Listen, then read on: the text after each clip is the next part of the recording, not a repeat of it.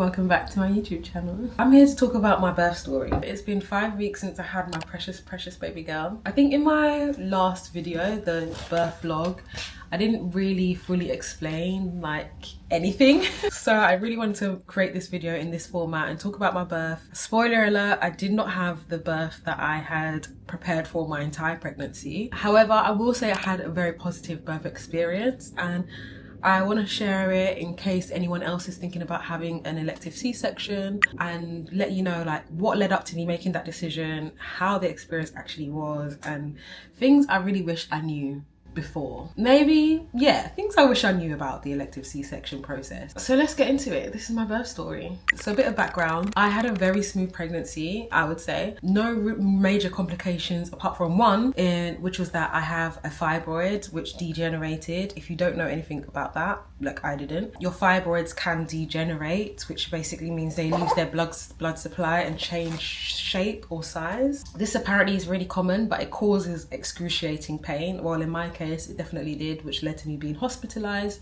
to be put on strong pain medication while both me and baby girl were getting monitored. She was absolutely fine the whole time. It was just me. I feel like the NHS staff were amazing. Like, they took my concerns like so seriously. Once I came in the second time complaining of the fibroid pain, they admitted me straight away. I had like really great experience or service from my hospital. They dealt with it. They made sure that, you know, I was good and that baby girl was good and I was in really good hands, and that was really great. But yeah, that happened. But outside of that, like, my pregnancy was extremely smooth. I had pain for about 2 weeks when the fibroid was degenerating, but after that, like, completely fine. And when it came to my 37-week appointment, I went in, and all I can say is that the midwife really casually booked me in for an induction. I didn't at the time really understand what an induction was. So she booked me in for an induction at 40 weeks plus 5 days, or plus 6 days. I was so convinced that I was going to go into labor before my due date. Like, I didn't even pay it no mind. I was kind of like, well, I'm not even going to be at that appointment, so like, do whatever. And as we were getting closer and closer to the due date and this baby was nowhere to be seen, I started getting a little bit more concerned about the potential of having to have an induction. My birth plan was basically to labor as long as possible at home and then go into the birthing suite and have a water birth. I knew from the very earliest time of thinking about my birth that I really wanted to have a water birth. I love being in water, and I always hear from women how soothing it is. And I'd been reading this book, Your Baby, Your Birth, which I'll definitely highly recommend, and also practicing a lot of hypnobirthing exercises and just kind of like training my mind to have this unmedicated, low intervention birth that I'd always dreamed of that I wanted. I'll have to send you I'll post in links of the book, and also this really good hypnobirthing podcast that I was listening to, which literally has the only hypnobirthing meditations that I don't find absolutely cringe. Like, her ones are actually really good. This was, in my head, I was having I was gonna have relatively natural birth, low intervention. I really would have loved to go for a home birth, but they don't cover my area, so it was gonna be birthing sweet birth.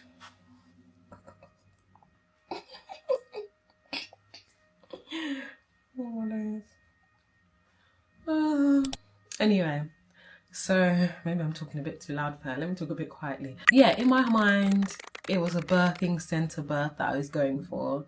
And when I came to understand what an induction actually was and what that would mean for me if I was to have an induction, which is basically the complete opposite of the birth that I actually wanted. With an induction, you basically go into the hospital, they put you on some hormonal drugs that start your labour artificially. You labour in the hospital and you're continuously monitored, baby's continuously monitored, and you leave when you have your baby, whenever that is after the labour. For me, going to hospital to have my entire labour there is my idea of hell, honestly. I wanted to be at home with my things, access to my bathtub, my shower, my music, you know, my smells, my senses. These are all the things that we get taught is what is important for women to experience when they're going into labour, to have the smoothest labour that they can possibly have. And with an induction, it's just my personal choice, but I just find that there's just a much higher likelihood that you need further pain relief, further like intervention, just because, yeah, I think you're just so far away from your comforts. Well, I knew I would be quite far away from my comfort, so I just didn't want that for myself, you know? It's just a personal choice, I guess. I would love to hear if anyone has a positive induction story, because all I've heard is horror stories of people having like multiple inductions and being in labour for days and days and days and it just not working out. And for me also, I just think it would have been quite heartbreaking to have gone through the induction process and to have ended up having an emergency C-section in the end. And I just thought, I just don't want it. If I can't have the birth that I want, would rather have an elective C-section and feel a little bit more in control of the whole situation, which maybe is a bit naive. Obviously, there's a lot in birth that you just can't control, and there's so much unknown. You're always going into the unknown when it comes to childbirth, even pregnancy. Like, you just don't know how it's going to be for you. As my due date came closer and closer, and there was like not real encouraging signs of labour, me and Rory kind of made the decision that an elective C-section would be the route we would prefer to go down. And let me tell you, I did everything. I was trying everything to try and get this labour started. I even started a series on Instagram called My Oxytocin Diaries about how I was like doing all the things to increase my oxytocin levels to naturally go into labour. And you okay, my baby? We were doing the deed, we were doing the stuff, I was using primrose oil, I was eating dates, I was doing it all. But yeah, she just wasn't coming. When I went to my 40-week appointment, that's when I asked them to cancel my induction. Actually, even before that. So I had another appointment after that induction was booked in. And I told the midwife that I didn't want to have an induction, and I asked what are the options if I don't have the induction and we just wait. And she basically told me, the long and short of it is, if you don't have the induction, then there's a chance your placenta could fail, and if that happens, if anything happens to your baby, then it's on you. And that literally spun my head for 6. Came back from that appointment feeling so demoralised and so sad. Obviously, I don't want anything to happen to my baby. I would never want to put my baby in harm's way. Like, spent the last 40 weeks growing this human. All you want is a safe and smooth delivery, and to be told that if anything happens to my baby, that is on me was just kind of like heartbreaking, honestly. And I think kind of sowed the seed in my head that I couldn't go past that 41 weeks. I don't know if about all hospitals, but in my hospital in London, they really do not want women going past 41 weeks. I think that's kind of a overall thing. They just don't want to take any risks with anyone. And now 41 weeks is like the new kind of end point. They would advise you to wait until. Originally it used to be like 42 weeks plus a few days, but yeah, for my hospital, after 41 weeks, they're like, she told me like that's the advice that they have based off of like new evidence or new studies of cases of stillbirths, and that yeah, waiting past 41 weeks just causes a way greater risk to the baby. So we made the decision to go for a planned C-section. In my 40-week appointment, I begrudgingly booked in elective C-section, so we cancelled the induction. To be honest, I felt a lot better after that. I felt like, okay, I'm gonna just do everything I can from this point onwards to hopefully go into labour. I really hope I go into labour, and if I don't, at least I know I've given my body the chance to go into labour spontaneously, and I know that after that 40 weeks plus 5 days, I will meet my baby. And to have that kind of like date in mind of like, I know this is the furthest point that I'm gonna go to, was honestly like really reassuring mentally, to just know that at some point I'm gonna meet my baby, and I know the date I'm gonna meet her by. And just like, obviously every day I hoped that I'd go into labour spontaneously. Like every little twinge I was like, oh my god, is this it? Could this happen? Could it be happening now? Fast forward to the day comes. We were told to come into the hospital at 7 a.m. We got there early, and there was another couple there as well who were also having an elective C-section. They basically don't tell you what time exactly you're gonna have your C-section. I just knew it would be in the morning. They were gonna basically decide who goes first out of the two of us based off of who was more high risk. We were second. We got there at 7, yeah, just after 7 a.m. and they called us in at 10:30 into theatre. Up until that point, you know, it's just such a crazy feeling knowing that you're going to the hospital and you're gonna walk out with a baby. Yeah, it was just mad. Like, we were in that waiting room, just kind of like going through the motions of like getting really nervous, then like calming down, then like just giving words of encouragement to each other. I will say the hypnobirthing meditations really helped me in that moment, just to stay calm and know that like my body is made for this, and I've we've created this life and we're literally about to meet our baby and there's no need to be nervous. My mum called and she prayed over me, which always calms me down. Rory was there by my side, just being amazing. And then they called us in and then we had to wait in this other area before we actually walked into the theatre. And at this point, like, me and Rory were just like low-key shitting bricks. He was definitely more nervous than me at this point, and I literally had to be like, babe, pull it together, like I need you, like come on. And he quickly got it together. And then they called us in, we went into theatre. This was also mad because I've never had an operation, I've never had surgery. Usually when you do have surgery as well, you don't just walk into the theatre. So that was mad, seeing a theatre in real life, in person. The whole team introduced themselves to us. Rory put our playlist on. It was just really surreal. The person who does the anaesthetic like introduced himself to me, explained what they were gonna do. They did the spinal block on me, which I was so nervous about, having that injection in your back. And it's basically the injection that numbs you from the waist down, or from the chest down actually. I was so nervous about that. But honestly, I would have to say the pain level of that was equivalent to a blood test. I was so shocked at how much it didn't hurt. It is obviously a bit nerve-wracking when they're telling you to stay still. You have to stay extremely still while they do it.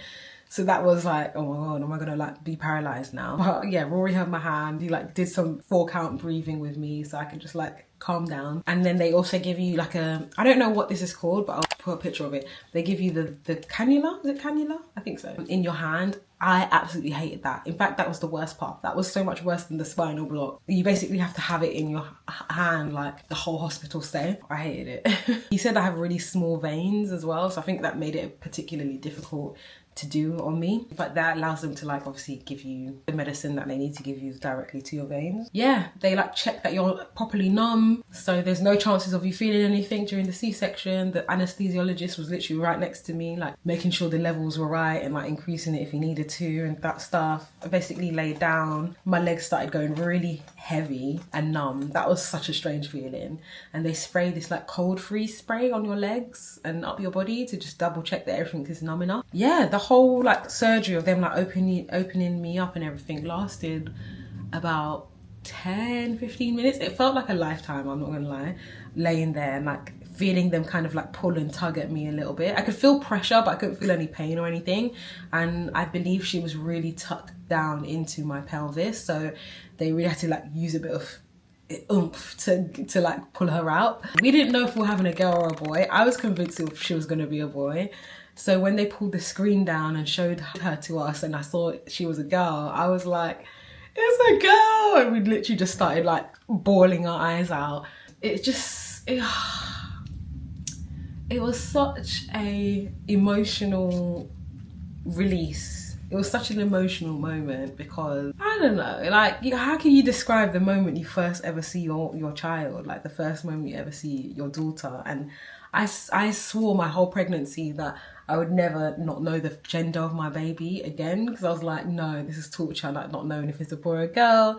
I mean, it was a very fun thing to ponder over, I will say, but that feeling when I first saw her and then that coming to like then know also that she's a girl. If I have another baby, I definitely don't want to know the gender of them before they're born, because I just thought it was just added so much to the moment as well. And it was just so beautiful. It was just so incredibly emotional and it was gorgeous, honestly. Yeah, she was born, all 7 pounds 2 ounces. She was actually a lot bigger than what they thought she was going to be in my last scan. They like weighed her and stuff like that and then brought her over for skin to skin. And while I was doing skin to skin with her, they were stitching me up and stuff, which was definitely the majority of the surgery was spent like stitching me up. There was no stitches externally anyway, there's like a glue.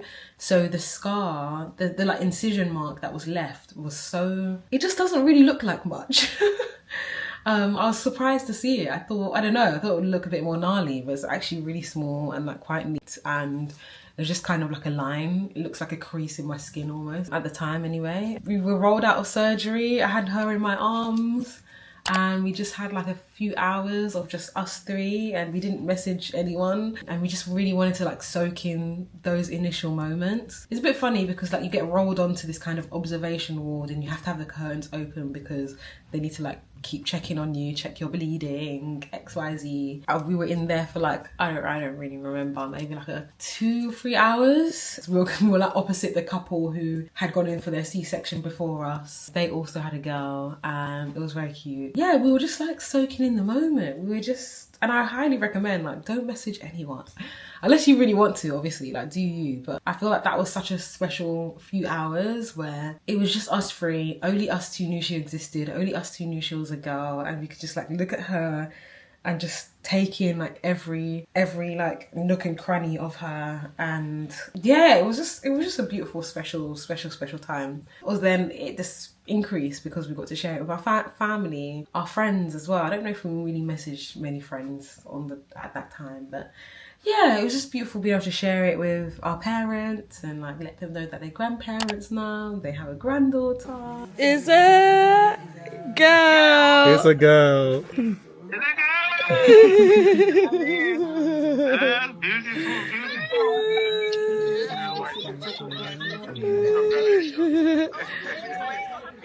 Rory went home that night and I just thought, we don't all need to suffer here. Like, I'm gonna stay here. Obviously I had to stay here, but I'll be here with her, and he was gonna come in the morning fresh and bring like a bunch of stuff for me as well. But we were allowed to go home that afternoon. Yeah, we went home with our baby. The procedure itself, I would say, it just all felt very, very organised, the way it was, having the time to go in, and everything was just done very, very well. Felt really cared for, really looked after by the staff, by the midwives. They were all so lovely. The first night at the hospital was a bit rough because all the other babies were like screaming their heads off. My baby girl, she was keeping it cute, keeping it demure, but the other babies were absolutely having it up. I think she was very much still in that sleepy newborn phase. I will say, no one told me this, but pack a night dress, because I packed like 3 pairs of like fresh, lovely pajamas, but they all had trousers. And if you have an elective C-section, or if you have a C-section, they put a catheter in, and you can't actually wear trousers while you've got the catheter in, and they don't take the catheter out up until the next morning. Yeah, that's not fun. So make sure you have a nightie on, because then you can actually wear your own pajamas. I was stuck wearing the hospital gown with like my butt crack showing the whole time I was there, basically. Also, something that I didn't realise is that depending on how much blood you lose, like I lost, I think like 500 ml of blood, I'm not sure. During the C-section surgery, you then get put on blood thinners, and the blood thinners are basically these injections that you've got to like inject yourself in the thigh or in the stomach with. And I absolutely hate injections. I hate needles. So that was tough. I had 9 days of blood thinners after getting home. Literally had to force Rory to do the injection for me. If you know, my husband is extremely squeamish, so he did a great job of administering the blood thinners for 9 days. And we both hated it. Yeah, that was it. I think like if I was to have another baby, knowing what I know now, I probably would wait longer before like choosing to have any type of intervention. If there is no like strong medical reason, if my baby's not at high risk, I would wait longer, I think. Don't regret having the C-section. I believe that is the way that I was meant to meet my baby. Yeah, I just want to give myself the chance. I want to see what my body can do, and like if I was to ever have another baby, and I would be quite adamant on getting that VBAC. But yeah, I would say like the C-section recovery process in all, the first week I got home, I literally felt like an egg. Like I felt so fragile, and that is normal, that is to be expected. I think just feeling so fragile both physically and emotionally was a lot. When I look back at it, I just feel like it was such a beautiful period of like a fuzz. It's like a fuzz, it's a haze of just being in that like fog of finally having your baby with you, understanding them and the newness of it all, but also like feeling so fragile. As someone who's not like super emotional, I cried so much in that first week. For varying reasons. I cried because I was so happy at like my life. I cried because we accidentally spilled some of my breast milk. it's really something. It really is something. I would say like definitely couldn't have gotten through those first weeks without my husband, without Rory, and without my mum's help. You like after you have the C-section, it's major abdominal surgery. Like you can't really use your abs at all. I couldn't lift myself up really. I really needed the help to lift myself up. Something that really helped is just going on a walk. Very slow, steady walks. Initially, the first walk we went on was about 4 days post-op. We went as a family. We literally just went around the block very slowly, but I feel like that has really helped my recovery process. Now being 5 weeks in, like I basically have my full mobility back. I'd say the first like 2-3 weeks, you don't have your full mobility at all. They do tell you for 6 weeks, don't carry anything heavier than the baby. And I've been doing my hardest not to do anything like that. Now 5 weeks in, I feel like pretty good. I went out for a little dance with Rory last weekend, and that honestly really was amazing to be able to just move. And I feel like it helped my abs wake up. Like now I can actually tense and like I can feel my abs underneath there, like under several layers of post-baby jiggle. I'm really excited. After I get discharged, hopefully next week, I should be allowed to like get back to doing some form of exercise or some sort of like light movement. So I'm looking forward to that. I'm really looking forward to rebuilding my body. I'm so proud of what my body's done, how it's transformed, and how I have handled this metamorphosis into motherhood, because that truly is what it is. It is a metamorphosis. I feel like I've transcended time and space from being pregnant to like giving birth to having a baby, being a mom. Like wow, what a journey, what an absolute journey. Like I commend all the mums out there. I really have not ever given them the credit that they deserve. What a journey. I don't even want to swear, but like wow. I'm gonna do another video about kind of like my honest review of motherhood 1 month in. How it's really been for me, both physically, mentally, spiritually, everything. Because it's just such a shift of life. It's such a, oh God, I can't even describe it. People keep asking me how motherhood is, and I don't have the words. I do not have the words to describe it, but I will do my best to do it in our next video. So if you made it to the end of this video, thank you so much. I appreciate you being here. We appreciate you being here. And I look forward to seeing you in the comments.